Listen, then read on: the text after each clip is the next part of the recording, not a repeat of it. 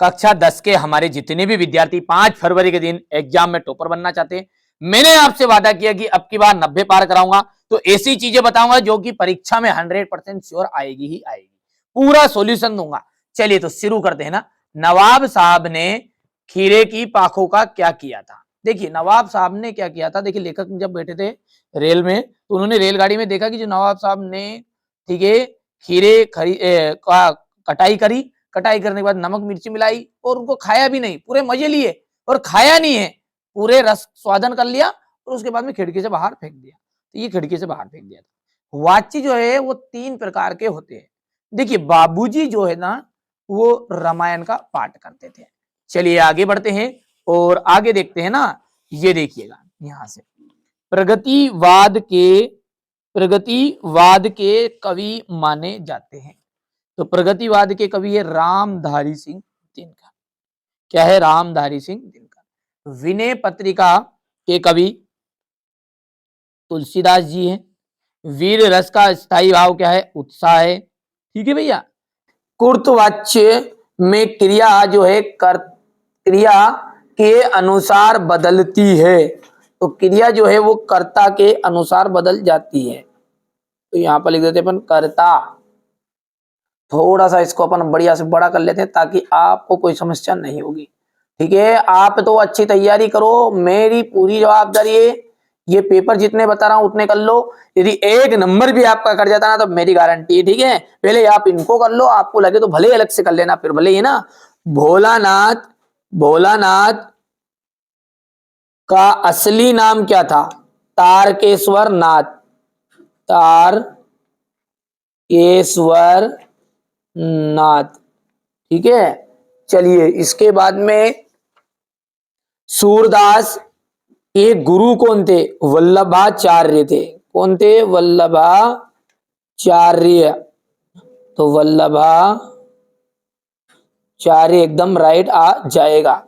सरोठा जो छंद होता है उसमें कितने चरण होते हैं? सरोठा छंद में 4 चरण होते हैं। कितने चरण? 4 चरण। श्रृंगार रस का स्थायी भाव रति होता है ना। ये रसों का जो स्थायी भाव होते हैं ना, उनसे एक प्रश्न हर साल ही पूछता है। नेताजी की मूर्ति बनवाई गई थी संगमरमर की।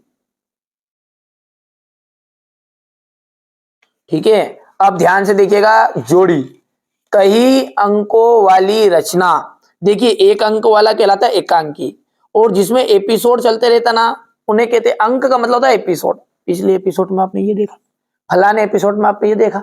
ठीक है, तो ये क्या कहलाएगा? आपका नाटक कहलाएगा।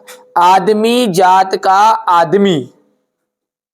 ठीक है, आदमी जात का आदमी ये जाएगा पतितों के देश में। अगला है प्रत्येक, प्रत्येक का जाएगा प्रति धन एक। ये तीसरा है। मैया, मैया का जाएगा कड़वा तेल लगाती थी। ठीक है, योग का जो संदेश है, योग का संदेश हो जाएगा उद्धव। पंचवटी, पंचवटी जो एक खंड काव्य है। यहां से बढ़िया से आप तो कंप्लीट कर लो, और इसके बाद में अपन बात करते हैं एक वाक्य में उत्तर। ठीक है, शब्द शक्ति जो होती है वो कितने प्रकार की होती है? तो 3 प्रकार की होती है शब्द शक्ति। ठीक है, शब्द शक्ति किसे कहते हैं? देखिए शब्द और अर्थ दोनों का संबंध को शब्द शक्ति कहते हैं। ठीक है, शब्द और अर्थ के संबंध को शब्द शक्ति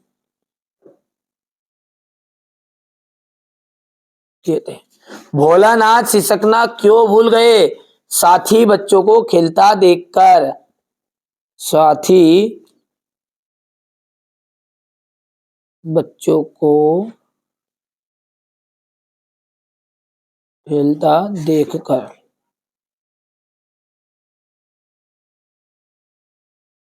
कड़वी ककड़ी सा क्या लगता है? योग का संदेश।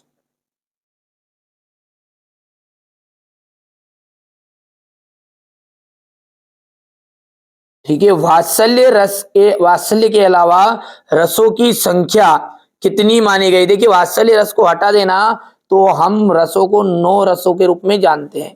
ठीक है, हिंदी का सर्वाधिक लोकप्रिय विधा कौन सी है? कहानी। ठीक है भैया। अब सत्य असत्य संधि की 3 प्रकार की होती है क्या? ठीक है, तो स्वर संधि, व्यंजन संधि और विसर्ग संधि। सत्य। मैया ने हल्दी पीसकर भोलानाथ के घावों पर थोपी। बिल्कुल। किसी बुद्धिस्ट के मरने पर रंगीन पताकाएं फहराई जाती है, ये आपका असत्य होगा। गोपियों ने उद्धव को गोपियों ने उद्धव को ये जो संदेश है उसको स्वीकार कर लिया था। अरे उनका तो मन था कि जूता मार ले इस उद्धव को, क्या करें। ठीक है, कामयानी आधुनिक काल का श्रेष्ठ महाकाव्य है, तो ये कामयानी हो जाएगा, ये सत्य है। पान वाला कैप्टन चश्मे वाले का भाई है, तो ये आपका असत्य हो जाएगा। चलिए यहां से देखिए, नेताजी सुभाष चंद्र बोस की मूर्ति को देखकर लेखक के मन में कौन सी कमी खटकी? ठीक है, ये सारे क्वेश्चन 1 या 2 दिन में आपको प्रोवाइड करा दूंगा मैं, क्योंकि बच्चों के द्वारा देखिए जो कोचिंग में पढ़ा रहा हूं, देख लीजिएगा आप, ये पिछले साल का ही रिजल्ट है, ज्यादा दूर का नहीं है, ये 2023 का है। और 2024 में आप टॉपर बनना चाहते हैं तो इस तरह से आप भी बन सकते हैं। ये ऑफलाइन कोचिंग का है भैया। कौन सी कोचिंग का है? Offline coaching. ये कोई ऑनलाइन कोचिंग का नहीं है कि यहाँ पर मन से मिला के दे दिया है ना। ठीक है, ये उसके अगले साल वाला रिजल्ट आप देख लीजिएगा, ये यहाँ से। ठीक है, ये आप भी चाहते हैं इस तरह से अच्छी परसेंटेज बनाना, ये देख लीजिएगा ये। ठीक है, तो आप क्या करना, जो मैं बता रहा हूं उसको कर लीजिए कंप्लीट। यदि आपका मन करे बाद में तो अलग से चीजें पढ़िए, पर जो बता रहे हैं पहला उनको पढ़ लीजिए। ये सॉल्यूशन बच्चों के द्वारा कोचिंग में नोट से तैयार करा रहे हैं, जैसे हो जाएगा कंप्लीट आपको बता दिया जाएगा। किन अब ज्यादा देर नहीं है, मतलब कहने का मतलब ये है कि यदि आप 2-4 दिन बाद देखोगे जब तक नोट से हो जाएगा। भगत के व्यक्तिगत और उनकी वेशभूषा का अपने शब्दों में चित्र प्रस्तुत कीजिए। यशपाल और मन्नू भंडारी का साहित्यिक परिचय, निम्नलिखित बिंदुओं के आधार पर निम्नलिखित मुहावरों का अर्थ लिखकर वाक्य में प्रयोग कीजिए।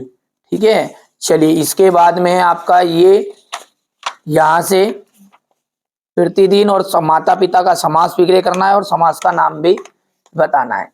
माता का आंचल शीर्षक की उपयोगिता बताते हुए अन्य शीर्षक को समझाइए। लेखक के अनुसार प्रत्यक्ष अनुभव की अपेक्षा अनुभूति उसके लेखन में कहीं अधिक मदद करती है, क्यों? नई कविता की 2 विशेषताएं आपको बतानी है, यहां से देख लीजिएगा आप। तुलसीदास और सूर्यकांत त्रिपाठी निराला का काव्यगत विशेषता है। गोपियों के द्वारा उद्धव को भाग्यवान कहने में कौन सा व्यंग निहित है? संगीतकार किन किन रूपों में मुख्य गायक गायिका की मदद करते हैं? मिट्टी के गुणधर्म को आप किस तरह परिभाषित करेंगे? स्मृति को पाथेय बनाने से कवि का क्या आशय है?